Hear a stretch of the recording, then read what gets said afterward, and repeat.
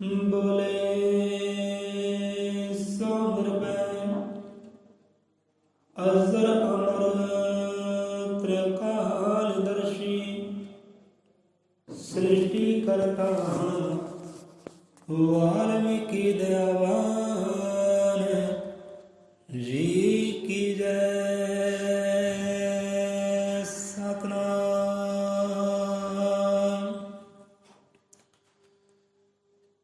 आद जुगाद भगतन का राखा, आद जुगाद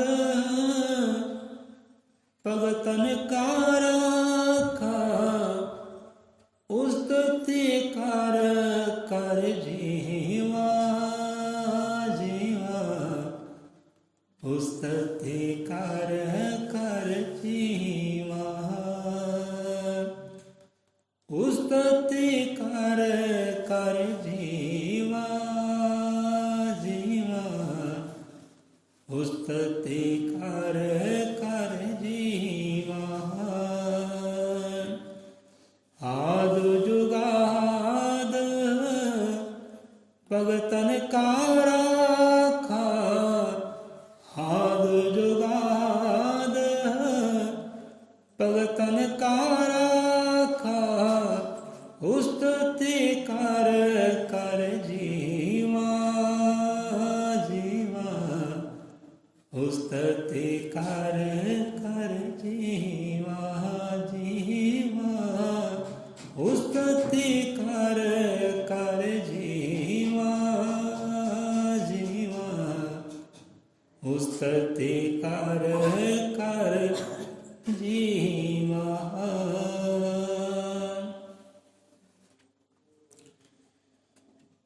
सतगुरु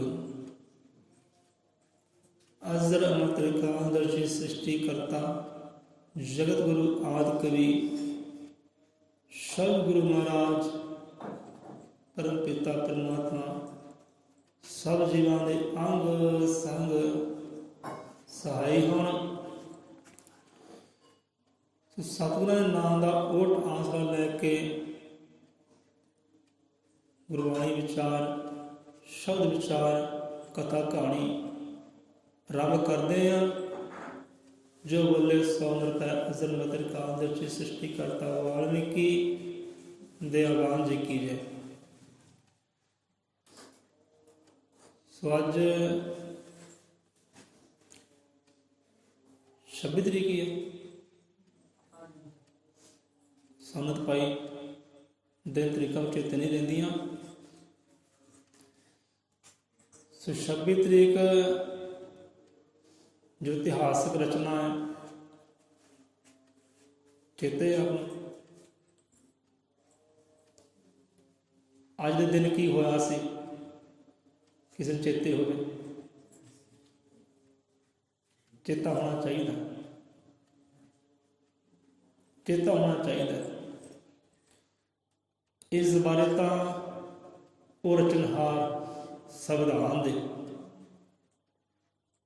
भी गल समझाते हैं इस बारे कि चेता होना चाहिए। सो आज 26 जनवरी है। सो 26 जनवरी वाले दिन जो डॉक्टर भीमराव जी का संविधान है वो लागू होया सी इस देश के अंदर।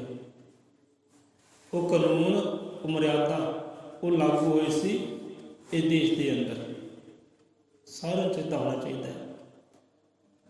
अज जिहड़ा जीव अपने हक वास्ते सच वास्ते लड़ता है, जूझता है, संघर्ष करता है, आवाज़ चकदा है, आवाज़ उठाता है कि भाई यह काम जो गलत है, ये किसी के भले वाला नहीं है, ये गलत काम है, ये बंद होना चाहिए। ये आवाज़ उठानी ये हक बख्शिश किया सानू भीमराव जी के संविधान ने। नहीं तो पहला ये किसी को हक ही नहीं सी। जो भी लोग करते हैं ਜੋ ਆਪਣੇ ਆਪ ਉੱਚੇ ਕਹਿੰਦੇ ਆ, ਧਰਮੀ ਕਹਿੰਦੇ ਆ, ਜੋ ਵੀ ਉਹ ਕਰਦੇ ਆ ਮਨ ਮਰਜ਼ੀਆਂ, ਉਹ ਸਾਰਿਆਂ ਨੂੰ ਕਬੂਲ ਹੁੰਦੀਆਂ ਸੀ, ਮੰਨਣੀਆਂ ਪੈਂਦੀਆਂ ਸੀ। ਭਾਵੇਂ ਕੋਈ ਵੀ ਮਰਜ਼ੀ ਹੋਵੇ, ਮੰਨਣੀ ਪੈਂਦੀ ਸੀ। ਪਰ ਹੱਕ ਬਖਸ਼ਿਸ਼ ਕੀਤਾ, ਇਹ ਸੱਚ ਬਖਸ਼ਿਸ਼ ਕੀਤਾ, ਭਾਈ ਤੁਸੀਂ ਲੜ ਸਕਦੇ ਹੋ, ਜੂਝ ਸਕਦੇ ਹੋ, ਸੰਘਰਸ਼ ਕਰਨਾ ਤੁਹਾਡਾ ਕਾਰਜ ਹੈ। ਤੁਸੀਂ ਸੰਘਰਸ਼ ਕਰੋ, ਆਵਾਜ਼ ਚੁੱਕੋ ਕਿ ਸੱਚ ਰਹਿ ਜਾਏ, ਹੱਕ ਰਹਿ ਜਾਏ, ਸੱਚ ਦੀ ਆਵਾਜ਼ ਚੁੱਕੋ।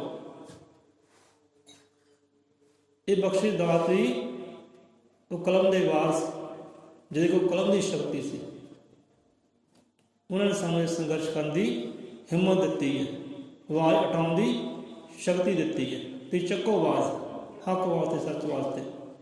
ਹੱਕ ਬਖਸ਼ਿਸ਼ ਕੀਤਾ ਨੇ, ਪਹਿਲਾਂ ਇਹ ਹੱਕ ਨਹੀਂ ਸੀ। ਸੋ 26 ਜਨਵਰੀ ਭਾਰਤ ਦਾ ਸੰਵਿਧਾਨ ਲਾਗੂ ਹੋਇਆ ਸੀ, ਸਾਰੇ ਚੇਤਾ ਹੋਣਾ ਚਾਹੀਦਾ। ਅੱਜ ਜੋ ਵੀ ਆਪਾਂ ਨਾ ਇਹ ਸੰਵਿਧਾਨ ਕਰਕੇ ਹੀ ਹੈ, ਭੀਮ ਰਾਓ ਦੀ ਕਲਮ ਦੀ ਸ਼ਕਤੀ ਸਦਕੇ ਹੈ, ਉਹ ਆਦਿ ਕਵੀ ਜਗਤ ਗੁਰੂ ਦੀ ਕਲਮ ਦੀ ਸ਼ਕਤੀ ਸਦਕੇ ਹੈ। ਤਾਂ ਸਾਰਿਆਂ ਚੇਤਾ ਹੋਣਾ ਚਾਹੀਦਾ। ਸੋ ਹੋਰ ਵੀ ਬਹੁਤ ਵਿਚਾਰਾਂ ਡੂੰਘੀਆਂ ਨੇ 26 ਜਨਵਰੀ ਦੇ ਉੱਪਰ, ਸਭ ਨੂੰ ਚੇਤਾ ਹੋਵੇ। ਸੋ ਅੱਜ ਦੇ ਵਿਚਾਰ ਤੇ ਆ ਜਾਂਦੇ ਹਾਂ। ਕਹਿੰਦੇ ਆ, ਕੁਸੰਗ ਸੂਖਾ ਲੱਕੜਾ, ਛਾਂ ਬਿਹੁਣਾ ਸ਼ੂਲ, ਸਦ ਸੰਗਤ ਵੀ ਪਲ ਵਜੋ, ਸਭੀ ਸੁਖ ਕਾ ਮੂਲ। ਹੁਣ ਮਹਾਂਪੁਰਖਾਂ ਦਾ ਇਹ ਕਹਿਣਾ ਹੈ, ਭਾਈ ਜਿਹੋ ਜਿਹੀ ਸੰਗਤ ਹੁੰਦੀ ਹੈ, ਉਹ ਜਿਹੀ ਰੰਗਤ ਵੀ ਇਨਸਾਨ ਤੇ ਚੜ੍ਹ ਜਾਂਦੀ ਹੈ। ਕਿ ਤੈਸਾ ਤੈਸਾ, ਕਿੰਨੇ ਤੈਸਾ ਤੈਸਾ ਰੰਗ ਮੇਰੇ, ਜੈਸਾ ਜੈਸਾ ਸੰਗ। ਉਹੋ ਜਿਹੇ ਰੰਗ ਆਪਦੇ ਪਰ ਚੜ੍ਹਨੇ ਆ, ਉਹੋ ਜਿਹੀ ਰੰਗਤ ਆਪਦੇ ਪਰ ਧਾਰਨ ਹੋਣੀ ਹੈ, ਉਹੋ ਜਿਹੇ ਸੁਭਾਅ, ਉਹੋ ਜਿਹੇ ਵਿਚਾਰ ਤੁਹਾਡੇ ਅੰਦਰ ਪ੍ਰਗਟ ਹੋਣੀ ਹੈ, ਜਿਹੋ ਜਿਹਾ ਤੁਸੀਂ ਸੰਗ ਕਰਦੇ ਹੋ, ਜਿਹੋ ਜਿਹੀ ਤੁਸੀਂ ਸੰਗਤ ਕਰਦੇ ਹੋ। ਕਾਫੀ ਹੱਦ ਤੱਕ ਇਹ ਗੱਲ ਸਹੀ ਹੈ, ਕਾਫੀ ਹੱਦ ਤੱਕ ਗੱਲ ਸਹੀ ਹੈ। ਬਾਣੀ ਵੀ ਫਰਮਾਨ ਕਰਦੀ ਹੈ ਕਿ ਜਿਹੋ ਜਿਹੀ ਸੰਗਤ ਉਹੋ ਜਿਹੀ ਰੰਗਤ। ਹੁਣ ਇੱਥੇ ਵਿਚਾਰ ਇਹ ਵੀ ਹੈ ਕਿ ਬੰਦਾ ਜਿਹੜਾ ਜਾਨਵਰ ਦਾ ਸੰਗ ਨਹੀਂ ਕਰਦਾ, ਸ਼ੇਰ ਹੋ ਗਏ, ਚੀਤੇ ਹੋ ਗਏ, ਹਾਥੀ ਹੋ ਗਏ, ਜਿਹੜੇ ਖੌਫਨਾਕ ਜਾਨਵਰ ਨੇ, ਬਹੁਤੇ ਜੀਵ, ਬਹੁਤੇ ਪ੍ਰਾਣੀ ਉਹਨਾਂ ਜਾਨਵਰਾਂ ਤੋਂ ਡਰਦੇ ਨੇ, ਉਹਦਾ ਸੰਗ ਨਹੀਂ ਕਰਦੇ। ਪਰ ਫਿਰ ਵੀ ਬੰਦਾ ਜਿਹੜਾ ਉਹਨਾਂ ਜਾਨਵਰਾਂ ਤੋਂ ਵੱਧ ਕਿਤੇ ਖਤਰਨਾਕ ਹੈ, ਵੱਧ ਹਥਿਆਰਾ ਹੈ। ਹੁਣ ਸੱਪ ਦਾ ਸੰਗ ਕੋਈ ਨਹੀਂ ਕਰਦਾ, ਪਰ ਸੱਪ ਨਾਲੋਂ ਕਿਤੇ ਗੁਣਾ ਜ਼ਹਿਰੀਲਾ ਅੱਜ ਦਾ ਇਨਸਾਨ ਹੈ, ਅੱਜ ਦਾ ਬੰਦਾ ਹੈ। ਸੱਪ ਤਾਂ ਡਸੇਗਾ ਭਾਈ ਇੱਕ ਨੂੰ, ਉਹ ਵੀ ਡਸੇਗਾ ਤਾਂ ਜੇ ਉਹਨੂੰ ਮਾਰਨਾ ਚਾਹੇਗਾ। ਕਿਸੇ ਦਾ ਪੈਰ ਸੱਪ ਦੇ ਉੱਪਰ ਆ ਜਾਏ ਤਾਂ ਹੀ ਉਹ ਡਸਦਾ, ਉੱਦਾਂ ਨਹੀਂ ਡਸਦਾ। ਡਸੇਗਾ ਵੀ ਇੱਕ ਸਮੇਂ ਵਿੱਚ ਇੱਕ ਨੂੰ ਹੀ, ਬਹੁਤੇ ਨੂੰ ਡਸਦਾ। ਪਰ ਅੱਜ ਦਾ ਇਨਸਾਨ ਸੱਪ ਨਾਲੋਂ ਕਿਤੇ ਜ਼ਿਆਦਾ ਜ਼ਹਿਰੀਲਾ ਹੈ, ਆਪਣੀ ਬੋਲੀ ਦੇ ਨਾਲ ਇੱਕ ਨੂੰ ਨਹੀਂ, ਹਜ਼ਾਰਾਂ ਨੂੰ ਹੀ ਦੁਖੀ ਕਰ ਦਿੰਦਾ। ਤੇ ਹੋਇਆ ਨਾ ਫਿਰ ਸੱਪ ਨਾਲ ਵੀ ਜ਼ਹਿਰੀਲਾ, ਤੇ ਸੰਗ ਨਹੀਂ ਕਰਦਾ ਸੱਪ ਦਾ। ਸੋ ਅੱਜ ਦਾ ਵਿਚਾਰ ਹੈ ਸੁਸੰਗਤ ਤੇ ਕੁਸੰਗਤ। ਇੱਕ ਹੁੰਦੀ ਹੈ ਸੁਸੰਗਤ, ਭਾਵ ਕਿ ਚੰਗੀ ਸੰਗਤ। ਕੁਸੰਗਤ ਹੁੰਦੀ ਹੈ ਕਿ ਮਾੜੀ ਸੰਗਤ। ਹੁਣ ਜਿਹੋ ਜਿਹੀ ਬੰਦਾ ਸੰਗਤ ਕਰਦਾ ਉਹ ਜਿਹਾ ਰੰਗ ਵੀ ਉੱਤੇ ਆਉਂਦਾ ਹੈ, ਉਹ ਜਿਹਾ ਰੰਗ ਉੱਤੇ ਆਉਂਦਾ ਹੈ। ਬਚਿਆ ਕੌਣ ਰਹਿੰਦਾ ਹੈ? ਜੇ ਕੋਈ ਕੁਸੰਗਤ ਕਰਦਾ ਹੈ, ਮਾੜੀ ਸੰਗਤ ਨਾਲ ਤੁਰਦਾ ਫਿਰਦਾ ਹੈ, ਉਹਨਾਂ ਦੇ ਨਾਲ ਕੰਮ ਕਾਰਜ ਕਰਦਾ ਹੈ, ਵਿਚਰਦਾ ਸੰਸਾਰ ਅੰਦਰ, ਉਹ ਕੁਸੰਗਤ ਬਚਦਾ ਕੌਣ ਹੈ? ਜਿੱਥੇ ਹਰੀ ਦੀ ਕਿਰਪਾ ਹੈ, ਜਿੱਥੇ ਪ੍ਰਮਾਤਮਾ ਦੀ ਕਿਰਪਾ ਹੈ, ਜਿਹਦਾ ਮੁੱਖ, ਜਿਹਦਾ ਧਿਆਨ, ਜਿਹਦੀ ਸੁਰਤੀ ਆਪਣੇ ਸਤਿਗੁਰ ਦੇ ਵੱਲ ਰਹਿੰਦੀ ਹੈ, ਉਹੀ ਬਚਦਾ ਹੈ। ਨਹੀਂ ਤਾਂ ਬਹੁਤੇ ਨਹੀਂ ਬਚਦੇ। ਬਹੁਤੇ ਨਹੀਂ ਬਚਦੇ। ਤੁਸੀਂ ਵੇਖਦੇ ਹੋ ਇਸ ਸਾਜ ਵਿਚਰਦਿਆਂ ਇਹੋ ਜਿਹੇ ਜੀਵ ਵੀ ਨੇ, ਦਾਤਾ ਜੀ ਖਿਮਾ ਕਰੇ, ਗੱਲ ਤਾਂ ਕੜਵੀ ਹੈ, ਇਹੋ ਜਿਹੇ ਜੀਵ ਵੀ ਹੈ ਜੋ ਆਪਣੇ ਆਪ ਨਾਮਧਾਰੀ ਕਹਿੰਦੇ ਹੈ, ਸ਼ਬਦਧਾਰੀ ਕਹਿੰਦੇ ਹੈ, ਗੁਰੂਧਾਰੀ ਕਹਿੰਦੇ ਹੈ, ਪਰ ਉਹ ਵੀ ਕੁਝ ਸੰਗਤ ਦੇ ਵਿੱਚ ਫਸੇ ਹੋਏ ਹੈ ਪੂਰੀ ਤਰ੍ਹਾਂ। ਕੁਝ ਸੰਗਤ ਦਾ ਉਹਨਾਂ ਦੇ ਸਾਇਆ ਹੈ। ਤੇ ਨਹੀਂ ਤੁਸੀਂ ਵੇਖ ਲਿਓ, ਆਪਣੇ ਗਲੀ ਮੁਹੱਲੇ 'ਚ ਵਿਚਰਦਿਆਂ ਵੇਖ ਲਿਓ, ਉਹਨਾਂ ਬੰਦਿਆਂ ਦੇ ਕਾਰਜ ਵੇਖ ਲਿਓ, ਕਰਨੇ ਵੇਖ ਲਿਓ, ਰੰਗ ਰੋਗਨ ਵੇਖ ਲਿਓ, ਪਤਾ ਲੱਗ ਜਾਏਗਾ। ਕਹਿਣ ਨੂੰ ਕਹਿਣਗੇ ਗੁਰੂ ਧਾਰੀ ਆ, ਨਾਮ ਧਾਰੀ ਆ, ਪਰਮਾਤਮਾ ਦੇ ਬੜੇ ਪਿਆਰੇ ਆ, ਬੜੇ ਮੰਨਦੇ ਆ ਪਰਮਾਤਮਾ ਨੂੰ, ਗੁਰੂ ਨੂੰ ਬਹੁਤ ਮੰਨਦੇ ਆ, ਪਰ ਸਾਇਆ ਰਹਿੰਦਾ ਹਰ ਵੇਲੇ ਕੋਈ ਸੰਗਤ ਦਾ। ਸੁਸੰਗਤ ਹੈ ਹੀ ਨਹੀਂ, ਸੋ ਅਸਰ ਪੈਂਦਾ ਹੈ। ਬਚਦੇ ਉਹੀ ਹੈ ਜਿਹਦੀ ਨਿਗਾਹ, ਜਿਹਦਾ ਧਿਆਨ, ਜਿਹਦੀ ਸੁਰਤੀ ਸਤਿਗੁਰ ਦੇ ਹੁਕਮ ਵੱਲ ਰਹਿੰਦੀ ਹੈ, ਚਰਨਾਂ ਵੱਲ ਰਹਿੰਦੀ ਹੈ, ਹਰੀ ਦੇ ਸਿਮਰਨ ਵੱਲ ਰਹਿੰਦੀ, ਉਹੀ ਬਚਦਾ, ਬਹੁਤੇ ਨਹੀਂ ਬਚਦੇ, ਭਾਵੇਂ ਬੇਸ਼ੱਕ ਗੁਰੂ ਧਾਰੀ ਕਿਉਂ ਨਾ ਹੋਣ, ਨਾਮ ਧਾਰੀ ਕਿਉਂ ਨਾ ਹੋਣ। ਸੋ ਇੱਥੇ ਆ ਜਾਂਦੇ ਆ, ਕੁਸੰਗ ਸੁਕਾ ਲੱਕੜਾ ਛਾਂ ਬਿਹਾਉਣਾ ਸ਼ੂਲ। ਕਹਿੰਦੇ ਕੁਸੰਗ ਦਾ ਸੰਗ ਕਰਨਾ, ਕਿ ਮਾੜੀ ਸੰਗਤ ਦਾ ਸੰਗ ਕਰਨਾ ਕਿਹੋ ਜਿਹਾ ਹੈ। ਮਾੜੀ ਸੰਗਤ ਦਾ, ਕੁਸੰਗ ਦਾ ਸੰਗ ਕਰਨਾ, ਸਾਧ ਕਰਨਾ ਕਿਹੋ ਜਿਹਾ ਹੈ। ਬਿਲਕੁਲ ਇਸੇ ਤਰ੍ਹਾਂ ਹੈ ਕੁਸੰਗ ਸੁੱਕਾ ਲੱਕੜਾ।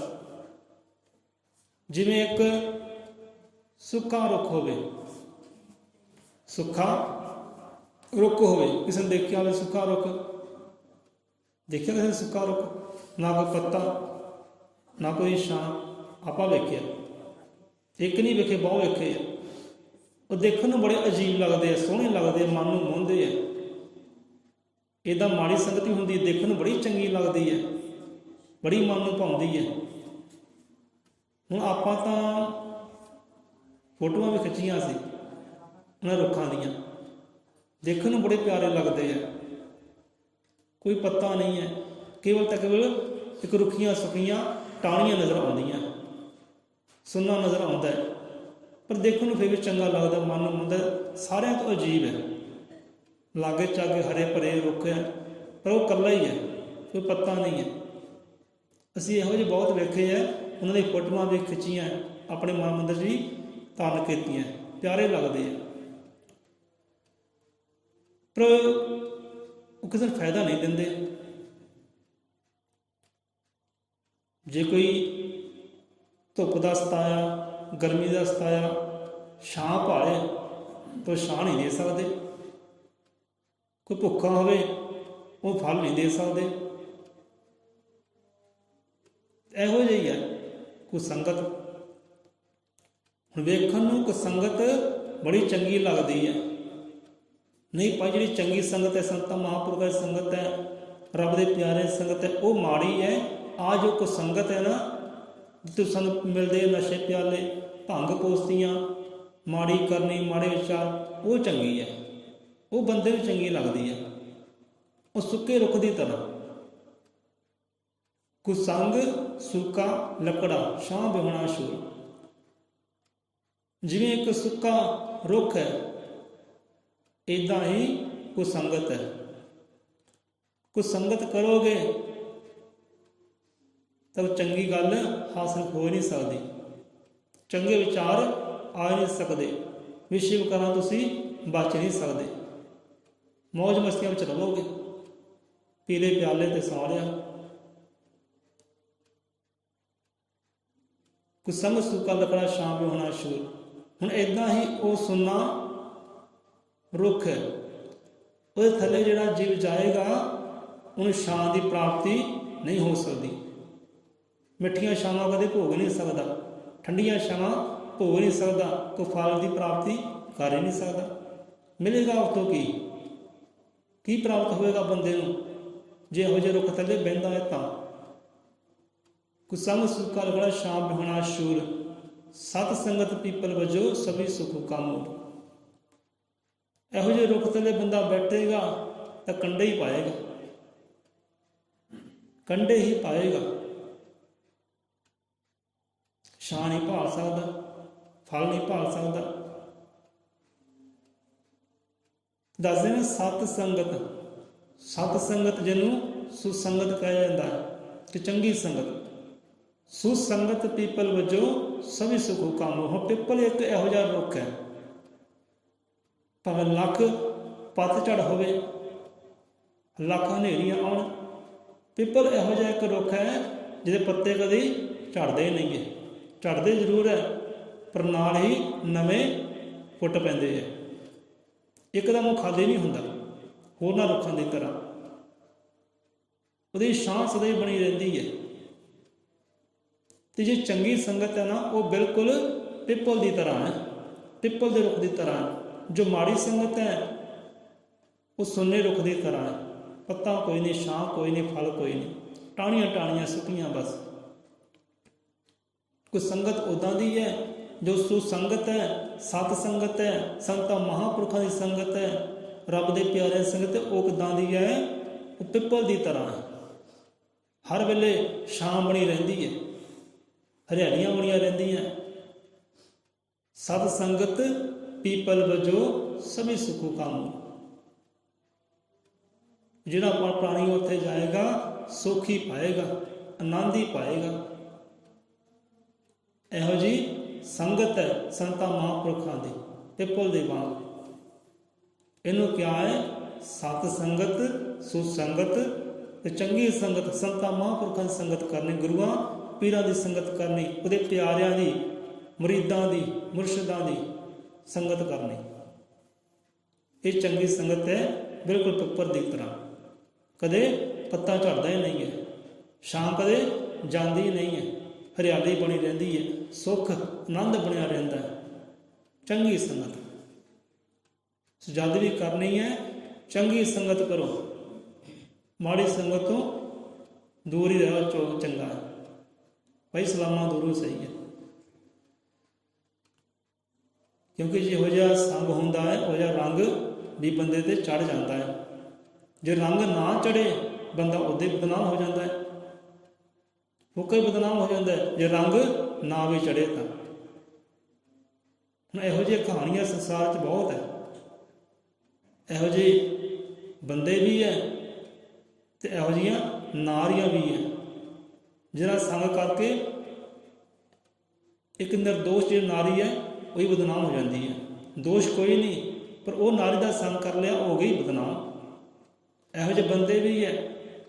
ਦੂਸਰਾ ਬੰਦਾ ਨੇਕ ਹੈ, ਬੇਦੋਸ਼ ਹੈ, ਦੋਸ਼ ਕੋਈ ਨਹੀਂ। ਇਹੋ ਜਿਹੇ ਬੰਦੇ ਦਾ ਸੰਗ ਉਹ ਕਰ ਲੈਂਦਾ ਹੈ, ਉਹ ਵੀ ਦੋਸ਼ੀ ਹੋ ਜਾਂਦਾ ਹੈ। ਕੀਤਾ ਕੁਝ ਹੈ ਨਹੀਂ ਇਹੋ ਜਿਹਾ, ਪਰ ਲੋਕਾਂ ਦੀਆਂ ਨਜ਼ਰਾਂ ਵਿੱਚ ਉਹ ਦੋਸ਼ੀ ਹੋ ਗਿਆ। ਤੇ ਸੰਗ ਹੀ ਕਿਉਂ ਕਰਨਾ ਹੈ? ਪ੍ਰੇਮ ਸਭਨਾ ਕਰੋ, ਪ੍ਰੇਮ ਸਭਨਾ ਕਰੋ, ਸਭਨਾਂ ਦਾ ਭਲਾ ਲੋਚੋ। ਪਰ ਉੱਥੇ ਗੁਰੂ ਨਾਨਕ ਵੀ ਕਹਿੰਦੇ ਆ ਭਾਈ ਪ੍ਰੇਮ ਸਭਨਾ ਨਾ ਕਰੋ, ਪਰ ਸੰਗ ਚੰਗਿਆਂ ਦਾ ਹੀ ਕਰੋ। ਕਿਸੇ ਨੂੰ ਨਫ਼ਰਤ ਨਾ ਕਰੋ, ਸੁੱਖ ਸਭਨਾਂ ਦੇ ਲੋਚੋ, ਪਰ ਸੁਸੰਗਤ ਕਰੋ, ਚੰਗੀ ਸੰਗਤ ਕਰੋ, ਸੰਤਾਂ ਮਹਾਂਪੁਰਖਾਂ ਦੀ ਸੰਗਤ ਕਰੋ। ਸਭੇ ਆਨੰਦ ਸਭੇ ਸੁੱਖ ਉੱਥੇ ਹੀ ਹੈ। ਕੁਸੰਗ ਸੁਖ ਲਕੜਾ ਸ਼ਾਮ ਹੋਣਾ ਸ਼ੂਲ, ਸਤ ਸੰਗਤ ਪੀਪਲ ਵਜੋਂ ਸਭੀ ਸੁਖੋ ਕਾ ਮੂਲ। ਸਾਰੇ ਸੁੱਖ ਹੀ ਉੱਥੇ ਹੈ। ਜੇ ਬਾਣੀ ਕਹਿੰਦੀ ਹੈ ਨਾ, ਮੇਰੇ ਮਾਧੋ ਜੀ ਸਤ ਸੰਗਤ ਮਿਲੇ ਸੋ ਤਰਿਆ। ਸੰਧਿਆ ਵੇਲੇ ਦੀ ਬਾਣੀ ਆਉਂਦੀ ਹੈ, ਜਿਹਨੂੰ ਰਹਿ ਰਾਸ ਵੀ ਕਿਹਾ ਜਾਂਦਾ ਹੈ। ਰਹਿ ਰਸ ਕਿਹਨੂੰ ਕਹਿੰਦੇ ਆ? ਕਈਆਂ ਨੂੰ ਪਤਾ ਹੀ ਨਹੀਂਗਾ। ਬਹੁਤੀਆਂ ਬੀਬੀਆਂ ਰਹਿ ਰਾਸ ਕਰਦੇ ਨਹੀਂ, ਮਤਲਬ ਦਾ ਉਸੇ ਪਤਾ ਨਹੀਂ ਹੁੰਦਾ ਕਿ ਭਾਈ ਰਹਿ ਰਸ ਦੀ ਬਾਣੀ ਚੱਲਦੀ ਹੈ, ਇਹ ਕਰਮ ਨਾ ਕਰ, ਇਹ ਬੋਲ ਨਾ ਬੋਲ। ਰਹਿ ਰਾਸ ਕਹਿੰਦੇ ਆ ਮਰਿਆਦਾ ਨੂੰ, ਕਾਨੂੰਨ ਨੂੰ। ਤਾਂ ਕਾਨੂੰਨ ਹੀ ਹੈ, ਮਰਿਆਦਾ ਦੱਸ ਰਹੇ ਮਹਾਂਪੁਰਖ। ਮਰਿਆਦਾ ਹੈ, ਕਾਨੂੰਨ ਹੈ ਕਿ ਮੇਰੇ ਮਾਧੋ ਜੀ ਸਤ ਸੰਗਤ ਮਿਲੇ ਸੋ ਤਰਿਆ। ਜਿਹਨੇ ਸੰਗਤ ਕਰ ਲਈ ਸੱਚ ਦੀ, ਹੱਕ ਦੀ, ਸੰਤਾਂ ਮਹਾਂਪੁਰਖਾਂ ਦੀ ਸੰਗਤ ਕਰ ਲਈ, ਉਹ ਤਾਂ ਭਾਉ ਤਰ ਗਿਆ, ਵਿਸ਼ੇ ਵਿਕਾਰਾਂ ਤੋਂ ਬਚ ਗਿਆ, ਬੁਰਾਈਆਂ ਤੋਂ ਬਚ ਗਿਆ। ਇਹ ਨਤੀਜਾ ਹੈ, ਫਲ ਹੈ ਸਤ ਸੰਗਤ ਕਰਨ ਦਾ। ਮੇਰੇ ਮਾਧੋ ਜੀ, ਮਾਧੋ ਕਿਆ ਹੈ? ਉਹ ਪਰਮਾਤਮਾ ਨੇ, ਉਹ ਪਰਮੇਸ਼ਵਰ ਨੇ। ਮੇਰੇ ਮਾਧਵ ਜੀ, ਮੇਰੇ ਪ੍ਰਮਾਤਮਾ ਜੀ, ਮੇਰੇ ਰੱਬ ਜੀ, ਤੇਰੇ ਪਿਆਰਿਆਂ ਦੀ, ਤੇਰੇ ਸੰਤਾਂ ਦੀ, ਤੇਰੇ ਫਕੀਰਾਂ ਦੀ ਜਿਹਨੇ ਸੰਗਤ ਕੀਤੀ ਹੈ ਨਾ, ਉਹ ਤਰ ਗਿਆ ਹੈ, ਵਿਸ਼ਵ ਕਾਲਾਂ ਤੋਂ ਬਚ ਗਿਆ। ਇਹ ਸਮਝਾਉਂਦੇ ਮਹਾਂਪੁਰਖ ਸਤਿਗੁਰੂ ਮਹਾਰਾਜ। ਹੁਣ ਮਾੜੀ ਸੰਗਤ, ਚੰਗੀ ਸੰਗਤ। ਹੁਣ ਏਦਾਂ ਹੀ ਇੱਕ ਕਿਤਾਬੀ ਕਹਾਣੀ ਹੈ। ਇੱਕੋ ਇੱਕ ਪੁੱਤਰ ਹੁੰਦਾ ਹੈ ਬਾਪੂ ਦਾ, ਇੱਕੋ ਇੱਕ ਪੁੱਤਰ ਹੈ ਬਾਪੂ ਦਾ, ਉਹ ਫਸ ਜਾਂਦਾ ਹੈ ਮਾੜੀ ਸੰਗਤ ਵਿੱਚ, ਕੁਝ ਸੰਗਤ ਫਸ ਜਾਂਦਾ ਹੈ, ਬੁਰੀਆਂ ਬਲਾਵਾਂ 'ਚ ਫਸ ਜਾਂਦਾ ਹੈ, ਮਾੜੇ ਵਿਚਾਰਾਂ 'ਚ ਫਸ ਜਾਂਦਾ ਹੈ, ਮਾੜੀ ਕਰਨੀ 'ਚ ਫਸ ਜਾਂਦਾ ਹੈ। ਹੁਣ ਮਾੜੀ ਸੰਗਤ 'ਚ ਫਸ ਗਈ, ਕੁਝ ਸੰਗਤ 'ਚ ਫਸ ਗਈ, ਉਹ ਨਸ਼ੇੜੀ ਹੋ ਜਾਂਦਾ ਹੈ। ਤੇ ਬਾਪੂ ਨੂੰ ਬੜਾ ਹੁੰਦਾ ਹੈ ਦੁੱਖ। ਹੁਣ ਨੌਜਵਾਨ ਹੈ, ਕੁੱਟਮਾਰ ਵੀ ਨਹੀਂ ਸਕਦਾ, ਪਿਆਰ ਨਾਲ ਸਮਝਾਉਂਦਾ ਹੈ, ਪਿਆਰ ਨਾਲ ਸਮਝ ਵੀ ਨਹੀਂ ਸਕਦਾ। ਹੁਣ ਕੀਤਾ ਕੀ ਬਾਪੂ ਨੇ? ਬਾਪੂ ਨੇ ਇੱਕ ਵਾਰ ਕੀਤਾ ਹੈ, ਪੈਸੇ ਦਿੱਤੇ ਹੈ, ਪੁੱਤਰਾ ਅੱਲਾ ਪੈਸੇ,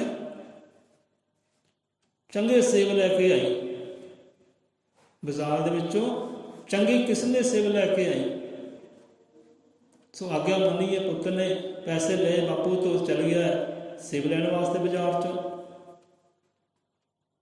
ਜਾ ਕੇ ਕਸ਼ਮੀਰੀ ਸੇਬ ਲੈ ਕੇ ਆ ਗਿਆ, ਕਸ਼ਮੀਰੀ ਸੇਬ, ਚੰਗੇ ਸੇਬ ਲੈ ਕੇ ਆ ਗਿਆ।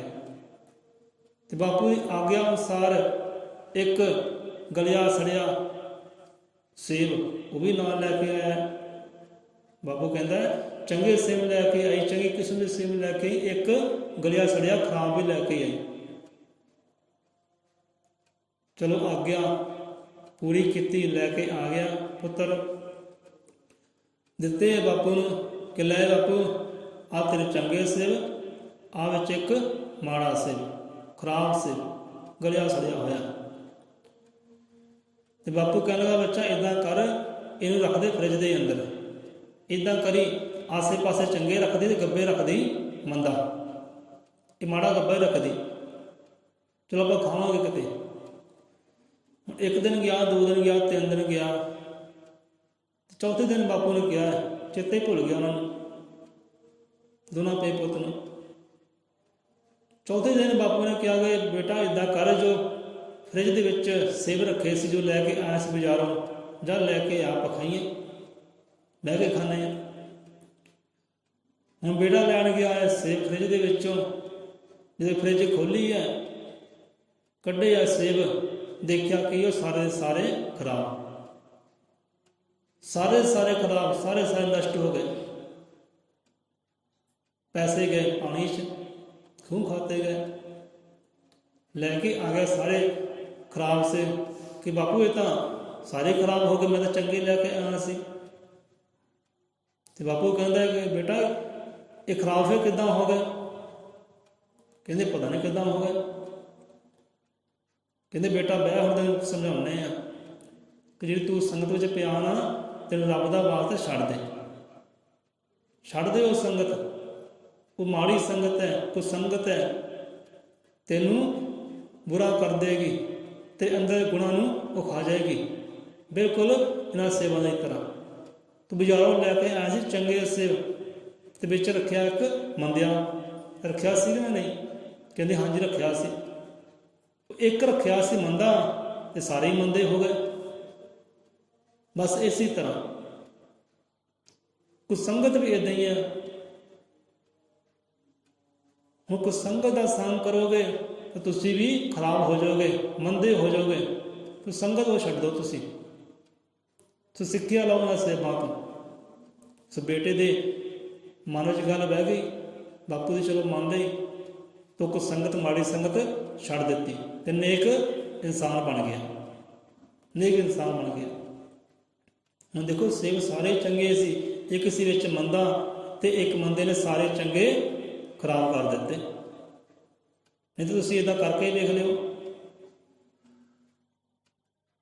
ਇੱਦਾਂ ਕਰਕੇ ਵੇਖ ਲਿਓ।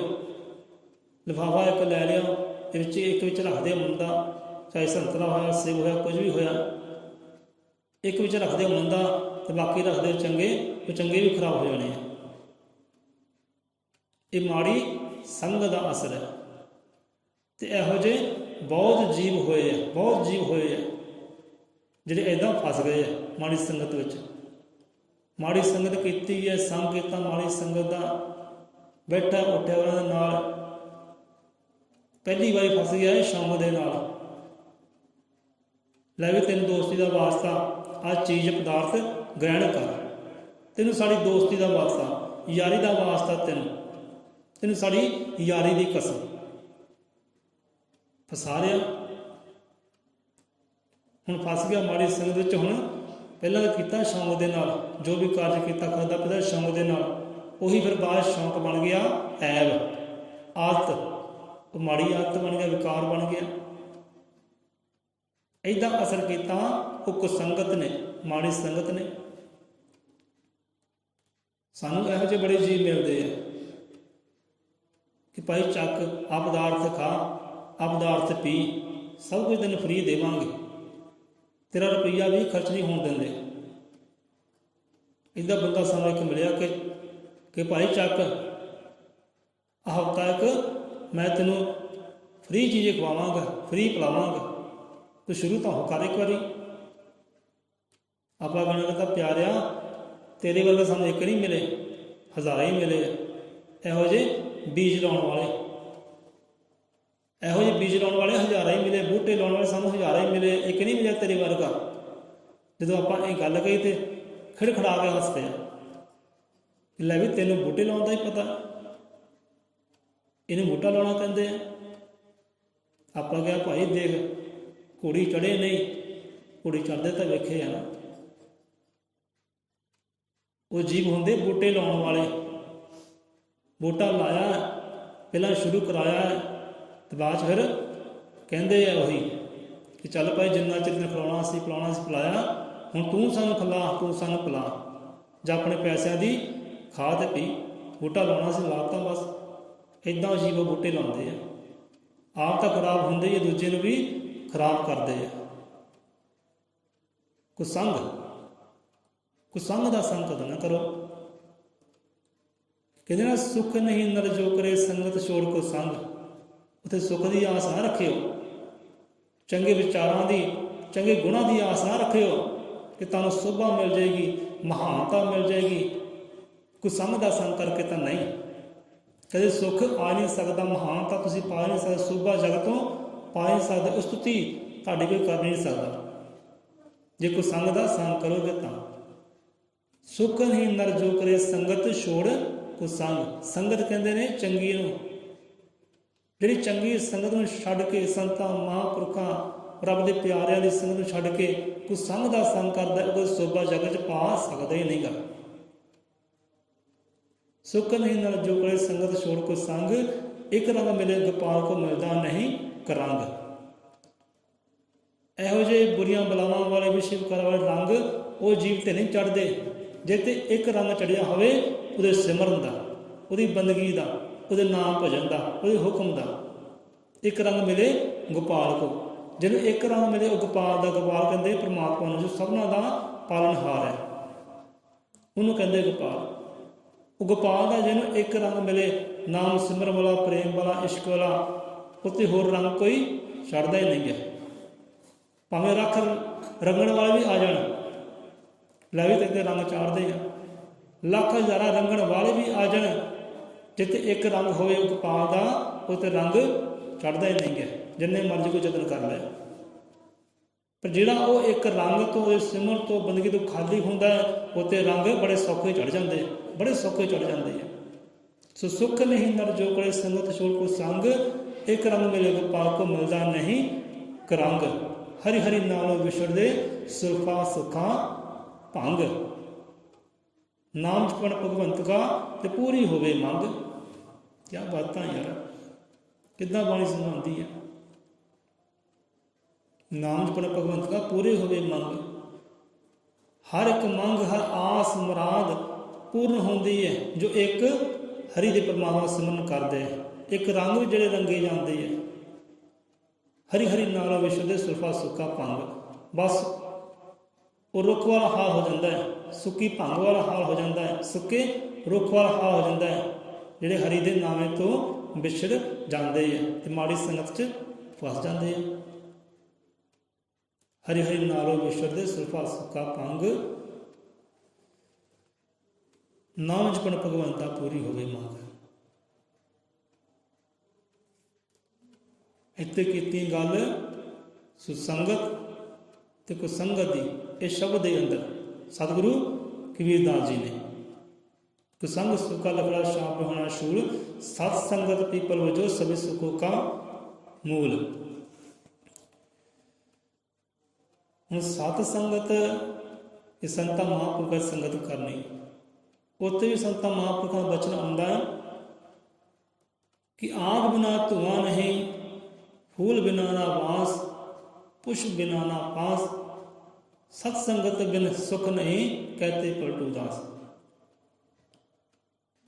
आग बिन धुआं नहीं, पुष्प बिना ना बास, सत्संगत बिन सुख नहीं, कहते पलटू दास।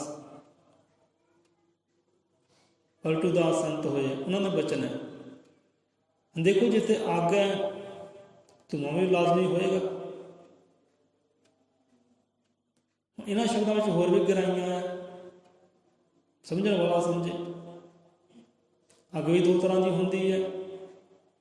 ਅੱਗ ਬਿਨਾ ਧੂਆਂ ਨਹੀਂ। ਹੁਣ ਬੰਦੇ ਅੰਦਰ ਵੀ ਅੱਗ ਹੈ।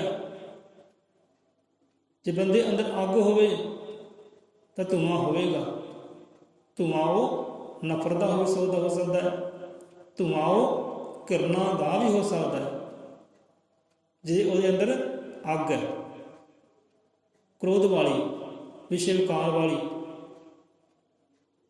ਜੋ ਚੰਗੇ ਗੁਣਾਂ ਨੂੰ ਖਾ ਜਾਂਦੀ ਹੈ, ਨਿਕਲ ਜਾਂਦੀ ਹੈ।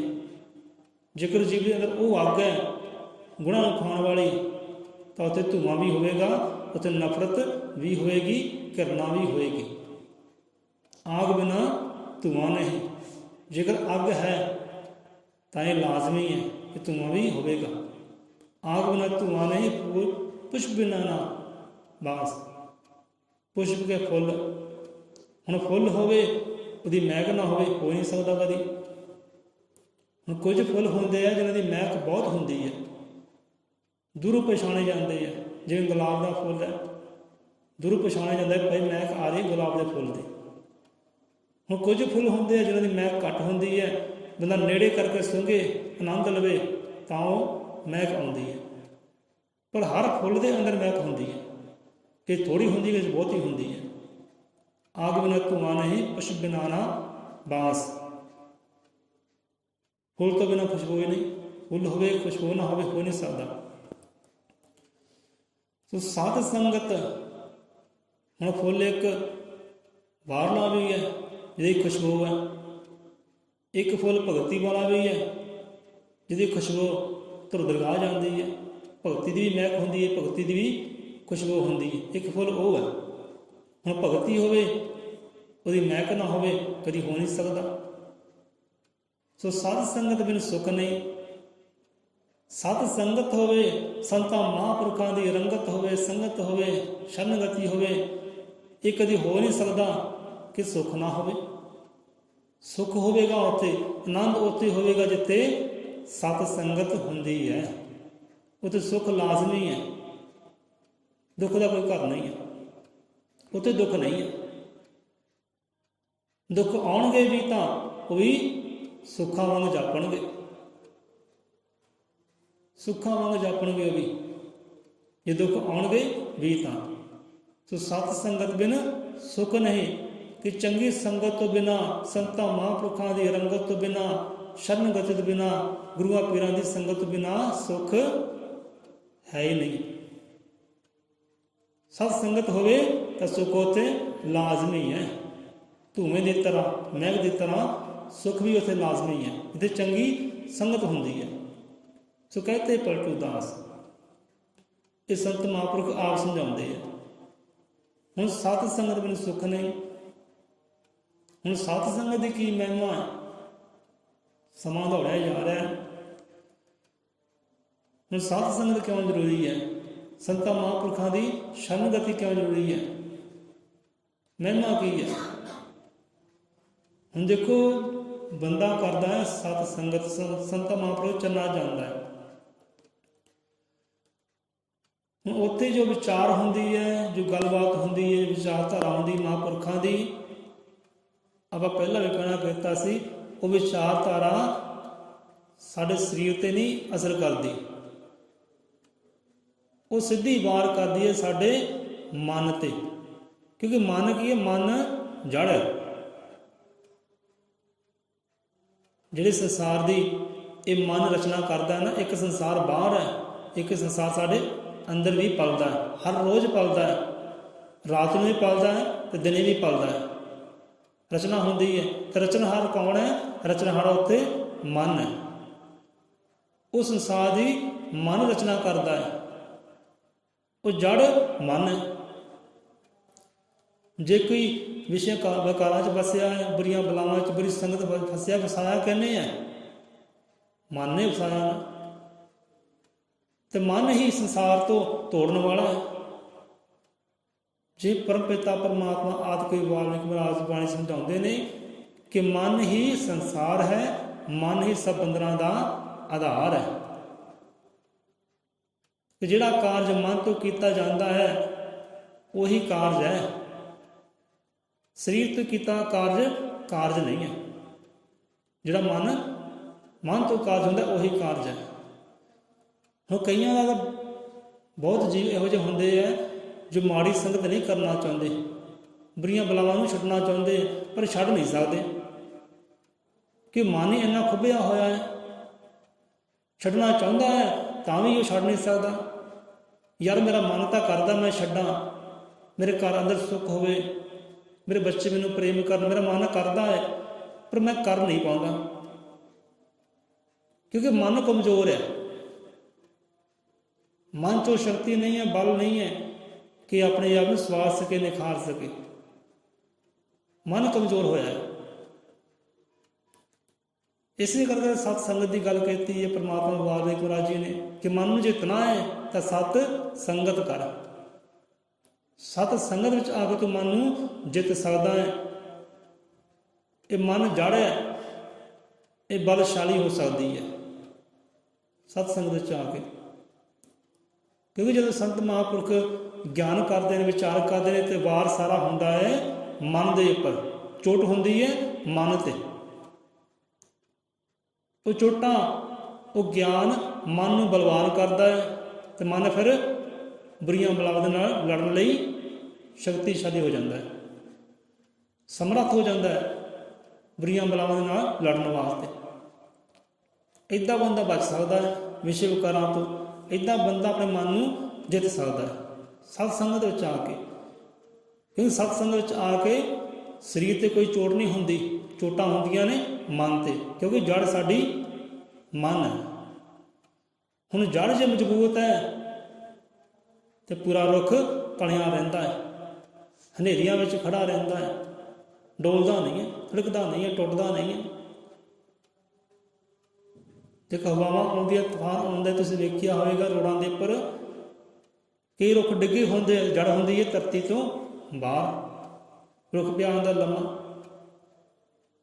ਉਹ ਕਿੱਦਾਂ ਹੋਇਆ, ਕਿੱਦਾਂ ਲੰਮਾ ਪੈ ਗਿਆ? ਤੁਸੀਂ ਕਿਉਂ ਲੰਮੇ ਪੈ ਗਏ? ਕਿਉਂਕਿ ਉਹ ਰੁੱਖ ਦੀ ਜੜ ਹੋ ਗਈ ਸੀ ਕਮਜ਼ੋਰ, ਧਰਤੀ ਨੂੰ ਛੱਡ ਚੁੱਕੀ ਸੀ। ਅਤੇ ਜਿਹੜੀ ਜੜ ਧਰਤੀ ਨੂੰ ਛੱਡ ਦੇ ਤਾਂ ਉਹਨੇ ਇੱਕ ਦਿਨ ਲੰਮਾ ਪੈਣਾ ਹੀ ਹੈ, ਡਿੱਗਣਾ ਹੀ ਹੈ।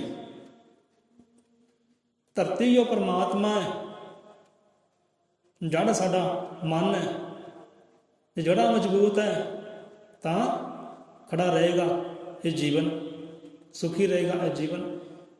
ਜੜ ਕਮਜ਼ੋਰ ਪੈ ਗਈ ਤਾਂ ਇਹਨੇ ਵੀ ਇੱਕ ਦਿਨ ਟਹਿਣਾ ਹੀ ਹੈ, ਵਿਸ਼ਿਆਂ ਵਿਕਾਰਾਂ 'ਚ ਇਹਨੇ ਵੀ ਫਸਣਾ ਹੀ ਹੈ। ਇਸ ਕਰਕੇ ਪਹਿਲੀ ਚੋਟ ਮਨ 'ਤੇ ਹੁੰਦੀ ਹੈ ਕਿ ਮਨ ਮਜ਼ਬੂਤ ਹੋਵੇ। ਰੁੱਖ ਖੜਾ ਹੈ, ਟਾਹਣੀਆਂ ਤੁਸੀਂ ਖਾਦਾਂ ਦੇਈ ਜਾਓ, ਦਵਾਈਆਂ ਦੇਈ ਜਾਓ, ਪਾਣੀ ਦੇਈ ਜਾਓ ਟਾਹਣੀਆਂ ਨੂੰ, ਪੱਤਿਆਂ ਨੂੰ, ਅਤੇ ਜੜ ਬਾਰੇ ਕੋਈ ਖਿਆਲ ਨਾ ਕਰੇ। ਅਤੇ ਕੀ ਕਰ ਲਓ ਟਾਹਣੀਆਂ ਉੱਤੇ, ਕੀ ਕਰ ਲਓ ਪੱਤੇ। ਕਿਉਂਕਿ ਜੇ ਪੱਤੇ ਜਾਂ ਟਾਹਣੀਆਂ ਹੈ ਉਹ ਜੜ ਕਰਕੇ ਹੀ ਹੈ। ਸੋ ਦੇਖ ਰੇਖ ਜੜ ਦੀ ਹੋਵੇ, ਸੰਭਾਲ ਜੜ ਦੀ ਹੋਵੇ। ਜੇ ਕੋਈ ਮਿੱਟੀ ਉਖੜਦੀ ਹੈ, ਆਲੇ ਦੁਆਲੇ ਮਿੱਟੀ ਪਾਓ, ਖਾਦ ਦਿਓ, ਪਾਣੀ ਦਿਓ, ਮਜ਼ਬੂਤ ਹੋਵੇ, ਪਕੜ ਬਣੇ। ਇੱਦਾਂ ਸੋ ਇਸ ਕਰਕੇ ਸਤਸੰਗ ਵਿੱਚ ਜਾਂਦੇ ਆ ਤਾਂ ਵਾਰ ਹੁੰਦੇ ਹੈ ਮਨ ਤੇ। ਮਨ ਹੁੰਦਾ ਮਜ਼ਬੂਤ, ਕਿਉਂਕਿ ਮਨ ਇਸ ਸੰਸਾਰ ਦੀ ਜੜ੍ਹ ਹੈ। ਸੋ ਇੱਥੇ ਹੀ ਆਪਾਂ ਵਿਸ਼ਰਾਮ ਲੈਂਦੇ ਹਾਂ। ਸੋ ਇੱਕ ਸ਼ਬਦ ਹੋਰ ਹੈ ਸਤਿਗੁਰੂ ਕਬੀਰ ਦਾਸ ਜੀ ਦਾ, ਬਹੁਤ ਪਿਆਰਾ ਹੈ, ਬੜਾ ਗਿਆਨ ਵਾਲਾ ਹੈ। ਉੱਥੇ ਇੱਕ ਸੰਗਤ ਦੀ ਗੱਲ ਕੀਤੀ ਹੈ। ਕੁਛ ਸੰਗਤ ਲਗੇ ਨੇ ਸ਼ਬਦ ਸਜੀਵਨੀ ਹਾਥ। ਕਹਿੰਦੇ ਕੁਛ ਸੰਗਤ ਲਗੇ ਨੇ ਸ਼ਬਦ ਸਜੀਵਨੀ ਹਾਥ। ਹੁਣ ਸ਼ਬਦ ਸਜੀਵਨੀ ਇੱਕ ਕੌਮੀ ਗ੍ਰੰਥ ਦੀ ਬਾਣੀ ਅੰਦਰ ਵੀ ਇਹ ਬਚਨ ਆਉਂਦਾ ਹੈ। ਉੱਥੇ ਗੁਰੂ ਦੇ ਸ਼ਬਦ ਨੂੰ ਸਜੀਵਨੀ ਬੂਟੀ ਕਿਹਾ ਹੈ। ਗੁਰੂ ਦੇ ਸ਼ਬਦ ਨੂੰ ਸਜੀਵਨੀ ਬੂਟੀ ਕਿਹਾ ਹੈ। ਤੇ ਇੱਥੇ ਵੀ ਗੱਲ ਉਹੀ ਹੈ, ਕੁਛ ਸੰਗਤ ਲਾਗੇ ਨਾ ਸ਼ਬਦ ਸਜੀਵਨੀ ਹਾਥ। ਕਿ ਜਿਹੜਾ ਤਾਂ ਬੰਦਾ ਫਸਿਆ ਹੈ ਨਾ ਮਾੜੀ ਸੰਗਤ ਵਿੱਚ, ਜੋ ਸਜੀਵਨੀ ਬੂਟੀ ਹੈ, ਸਾਰੇ ਦੁੱਖਾਂ ਦਾ ਜੋ ਦਾਰੂ ਹੈ, ਉਹ ਬੂਟੀ, ਜੋ ਦਾਰੂ, ਜੋ ਮਾੜੀ ਸੰਗਤ 'ਚ ਫਸਿਆ ਬੰਦਾ ਉਹਦੇ ਹੱਥ ਨਹੀਂ ਲੱਗਦੀ। ਉਹ ਗੁਰੂ ਮੰਤਰ ਜੋ ਸਾਰੇ ਸੁੱਖਾਂ ਦਾ ਰਾਜ ਹੈ, ਉਹ ਸ਼ਬਦ ਗੁਰੂ ਮੰਤਰ ਮਾੜੇ ਬੰਦੇ ਹੱਥ ਨਹੀਂ ਲੱਗਦਾ। ਜੋ ਮਾੜੀ ਸੰਗਤ ਕੁਝ ਸੰਗਤ 'ਚ ਫਸਿਆ ਉਹਦੇ ਹੱਥ ਨਹੀਂ ਲੱਗੇਗਾ। ਕੁਝ ਸੰਗਤ ਲਗੇ ਨੇ ਸ਼ਬਦ ਸਜੀਵਨੀ ਹਾਥ, ਬਾਜੀਗਰ ਕਾ ਬਾਲਕਾ ਸੋਏ ਸਰਬ ਕੇ ਸਾਥ। ਹੁਣ ਬਾਜੀਗਰ ਕਾ ਬਾਲਕਾ ਭਾਵ ਕੇ ਸਤਿਗੁਰ ਦਾ ਸ਼ਿਸ਼, ਸਤਿਗੁਰ ਦਾ ਸਿੱਖ। ਇੱਥੇ ਬਾਜੀਗਰ ਸਤਿਗੁਰੂ ਹੈ, ਜੋ ਸਾਰੀਆਂ ਬਾਜ਼ੀਆਂ ਜਿੱਤਦਾ ਹੈ, ਹਾਰਦਾ ਨਹੀਂ ਹੈ। ਹਰ ਬਾਜੀ ਜਿੱਤਣ ਵਾਲੇ ਨੂੰ ਕਹਿੰਦੇ ਬਾਜ਼ੀਗਰ। ਹਾਰੀ ਹੋਈ ਬਾਜੀ ਨੂੰ ਵੀ ਜੋ ਜਿੱਤ 'ਚ ਬਦਲਦੇ ਉਹਨੂੰ ਕਹਿੰਦੇ ਬਾਜ਼ੀਗਰ। ਇਹਦੇ ਸਤਿਗੁਰੂ ਬਾਜ਼ੀਗਰ ਹੈ। ਬਾਜ਼ੀਗਰ ਦਾ ਬਾਲਕਾ ਸੋਏ ਸਭ ਕੇ ਸਾਥ। ਬੰਦੇ ਡਰਦੇ ਆ ਸੱਪ ਤੋਂ, ਜਿਹੜਾ ਬਾਜ਼ੀਗਰ ਦਾ ਬਾਲਕ ਹੁੰਦਾ, ਸ਼ਿਸ਼ ਹੁੰਦਾ ਹੈ, ਉਹ ਕੀ ਕਰਦਾ ਹੈ? ਉਹ ਸੱਪ ਨਾਲ ਸੌ ਜਾਂਦਾ ਹੈ। ਸੱਪ ਉਹ 'ਤੇ ਛਾਲਾਂ ਕਰਦੇ ਆ, ਉਹ ਨਹੀਂ ਡਰਦਾ। ਕਿਉਂ ਨਹੀਂ ਡਰਦਾ? ਕਿਉਂਕਿ ਉਹਦੇ ਕੋਲ ਉਹ ਮੰਤਰ ਹੈ, ਜਿਹਦੇ ਮੰਤਰ ਦੇ ਨਾਲ ਉਹ ਸੱਪ ਕੀਲਿਆ ਜਾਂਦਾ ਹੈ, ਸੱਪ ਨੂੰ ਵਸ 'ਚ ਕੀਤਾ ਜਾਂਦਾ ਹੈ। ਉਹ ਬਾਜ਼ੀਗਰ ਦੇ ਬਾਲਕ ਦੇ ਕੋਲ ਉਹ ਮੰਤਰ ਹੈ। ਉਹ ਮੰਤਰ ਹੈ ਸ਼ਬਦ ਸਜੀਵਨੀ, ਗੁਰੂ ਦਾ ਮੰਤਰ।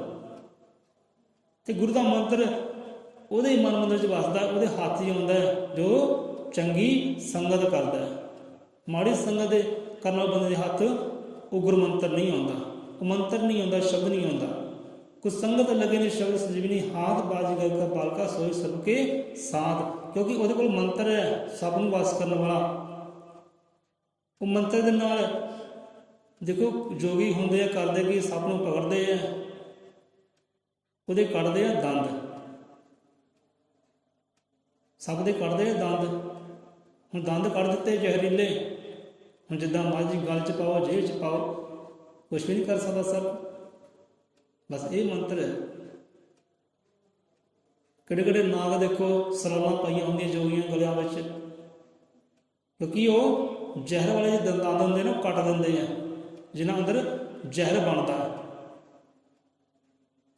ਜਦੋਂ ਜੜ ਹੀ ਕੱਟ ਦਿੱਤੀ ਹੈ ਤੇ ਜ਼ਹਿਰ ਕਿੱਥੋਂ ਆਵੇ? ਜੜ ਕੱਟ ਦਿੱਤੀ ਹੈ ਤੇ ਜ਼ਹਿਰ ਕਿੱਥੋਂ ਆਵੇ? ਇਹ ਮੰਤਰ, ਇਹ ਢੰਗ ਉਹ ਬਾਲਕ ਕੋਲ ਹੀ ਹੁੰਦਾ ਹੈ, ਜਿਹੜਾ ਬਾਜ਼ੀਗਰ ਦਾ ਸੂਦ ਹੁੰਦਾ ਹੈ। ਸੋ ਬਾਜ਼ੀਗਰ ਕਾ ਬਾਲਕਾ ਸੋਏ ਸਰਬ ਕੇ ਸਾਥ। ਕਿਉਂਕਿ ਉਹਦੇ ਕੋਲ ਮੰਤਰ ਹੈ, ਜਿਸ ਮੰਤਰ ਦੇ ਨਾਲ ਸੱਪ ਨੂੰ ਵਸ ਕੀਤਾ ਜਾਂਦਾ ਹੈ। ਉਹ ਫਿਰ ਸੌਂਦਾ ਵੀ ਹੈ, ਖੇਡਦਾ ਵੀ ਹੈ, ਗਲ 'ਚ ਵੀ ਪਾਉਂਦਾ ਹੈ। ਤੇ ਜਿਹੜਾ ਫਸਿਆ ਕੋਈ ਸੰਗਤ ਅੰਦਰ, ਉਹ ਇਹ ਕਾਜ ਨਹੀਂ ਕਰ ਸਕਦਾ, ਉਹ ਡਰੇਗਾ, ਖੌਫ ਖਾਏਗਾ, ਕਿਉਂਕਿ ਉਹ ਜੂਤੀ ਢੰਗ ਤਰੀਕਾ ਉਹਦੇ ਕੋਲ ਨਹੀਂ ਹੈ। ਸੋ ਇਸ ਕਰਕੇ ਸੰਗਤ ਕਰੀਏ ਸੱਚ ਦੀ, ਸੰਗਤ ਕਰੀਏ ਸੰਤਾਂ ਮਹਾਂਪੁਰਖਾਂ ਦੀ, ਤਾਂ ਜੋ ਵਿਸ਼ੇ ਵਿਕਾਰਾਂ ਤੋਂ ਬਚੇ ਰਹੀਏ। ਮਾੜੇ ਰੰਗ ਸਾਡੇ ਉੱਤੇ ਨਾ ਚੜੇ, ਅਵਗੁਣ ਸਾਡੇ ਉੱਤੇ ਨਾ ਹਾਵੀ ਹੋਵੇ। ਸੋ ਚੰਗੇ ਗੁਣ ਆਉਣ, ਚੰਗਾ ਰੰਗ ਪਰਮਾਤਮਾ ਦੇ ਇਸ਼ਕ ਵਾਲਾ ਉਹ ਸਾਡੇ ਚੜੇ, ਤਾਂ ਉਹਦੇ ਲਈ ਜ਼ਰੂਰੀ ਹੈ ਸੁਸੰਗਤ, ਸੰਤਾਂ ਮਹਾਂਪੁਰਖਾਂ ਦੀ ਸੰਗਤ। ਕੁਸੰਗ ਸੁੱਕਾ ਲਕੜਾ ਸ਼ਾਮ ਹੋਣਾ ਸ਼ੋਰ, ਸਤਸੰਗ ਪੀਪਲ ਵਜੋ ਸਭੀ ਸੁੱਖੋਂ ਕਾ ਮੂਲ ਆਗ ਬਿਨ ਤੁਆ ਨਹੀਂ ਪੁਛ ਬਿਨਾ ਨਾ ਬਾਸ ਸਤ ਸੰਗਤ ਬਿਨ ਸੁਖ ਨਹੀਂ ਕਰਤੇ ਪਲਟੂ ਦਾਸ। ਤੇ ਸੰਤਾਂ ਮਹਾਂਪੁਰਖ ਸੰਗਤ ਬਿਨਾ, ਚੰਗੀ ਸੰਗਤ ਬਿਨਾ ਸੁਖ ਹੈ ਹੀ ਨਹੀਂ। ਜੋ ਬੋਲੇ ਸੋ ਨਿਰਭੈ ਅਜ਼ਲ ਮੈਂ ਤ੍ਰਿਕਾਲ ਦਰਸ਼ੀ ਸ੍ਰਿਸ਼ਟੀ ਕਰਤਾ ਵਾਲਮੀਕੀ ਦਇਆਵਾਨ ਜੀ ਕੀ ਜੈ।